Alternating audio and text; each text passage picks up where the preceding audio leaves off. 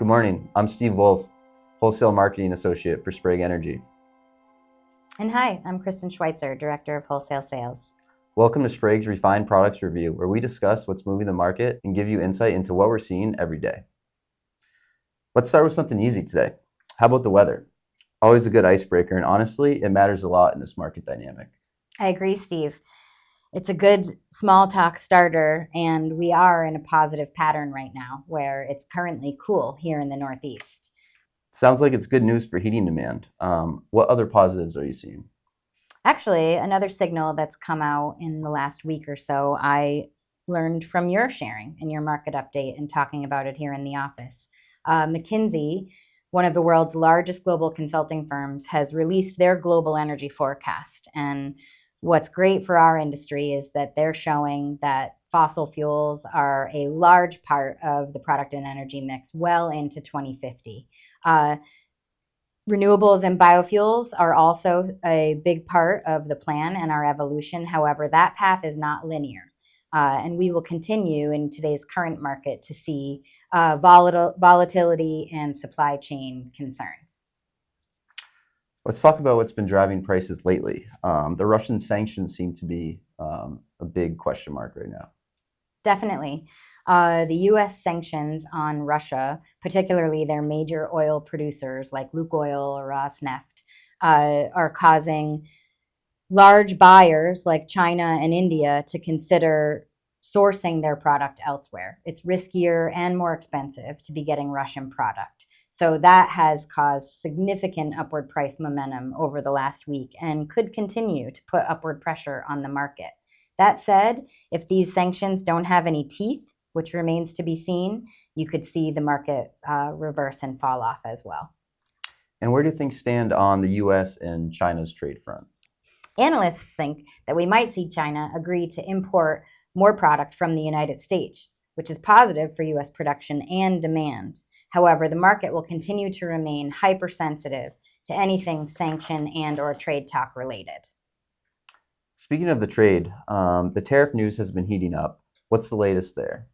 There's a lot going on. Starting on November 1st, the U.S. has imposed a 25% tariff on medium and heavy-duty trucks. That covers Class 3 to Class 8 vehicles, which is supposed to be positive for domestic manufacturing. However, will undoubtedly be more expensive for consumers and potentially cause supply chain issues.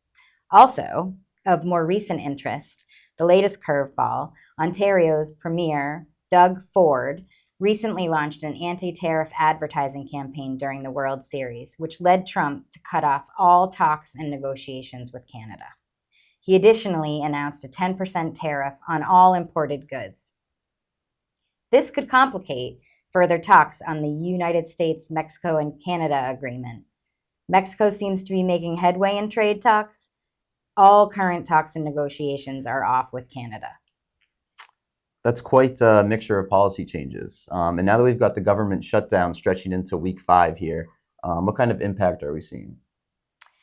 There has not been a direct impact currently to pricing or our markets. However, if this government shutdown lasts much longer, we'll all start to see the implications. It is directly impacting LIHEAP funding, which is the funding which helps people pay for oil to heat their households. Since there's no one to administer the funds, no one is receiving the money. Some states, like New Hampshire, have carryover funds and could make it through, but most states do not.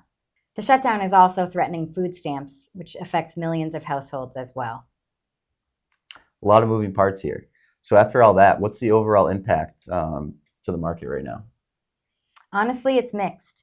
Last week on the RP review, you heard Will Beck say here that due to the significant oversupply glut, that things were very bearish, and we watched the market do the exact opposite based on the sanctions in the headlines. Standard Chartered in the last week has also reversed their forecast, cutting their prices, taking a more bearish lean, saying that lower prices will slow U.S. production and ultimately weigh on the market. So anything that diminishes demand or causes oversupply will tend to take pricing down, where everything geopolitical and sanction related will take prices up. So to sum it up, cooler weather is supportive of demand. Sanctions are holding prices up, but macro risk and tariff news are keeping the market cautious. Does that sound right? It does. It's really a pull and push market right now. There's a lot of bullish factors and a lot of bearish factors. It's going to go up and it's going to go down. Well, thanks for joining me today, Kristyn. Thank you. Before we go, be sure to mark your calendars for November 7th, where we'll be dropping our next special feature on Sprague's customer care and customer setup teams. We want to wish everyone a safe and happy Halloween. Thanks again for joining us. That's all for now. We'll be back next Wednesday with the Refined Products Review. Refine your insight. Fuel your success.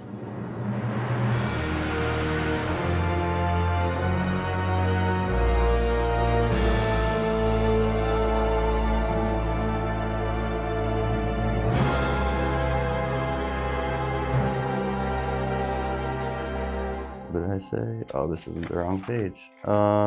Trick or treat, smell my feet, give me something good to eat. That. Well, thanks so much for joining me, Kristyn. Thank you. Before Happy Halloween.